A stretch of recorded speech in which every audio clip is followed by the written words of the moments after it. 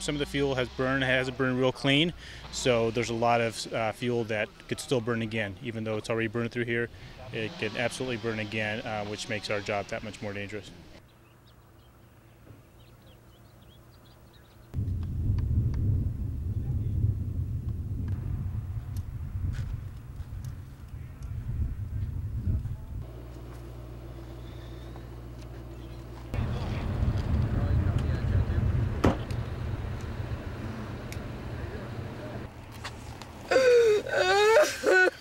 Enough with the camera.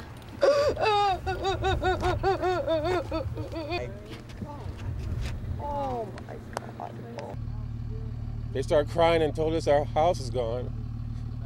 My wife and I just semi-retired.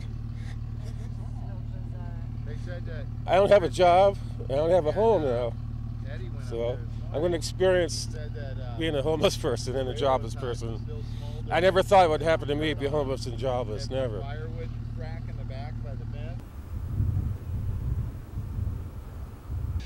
This place behind me here is a friend of mine's, and grew up together, so I spent a lot of time here.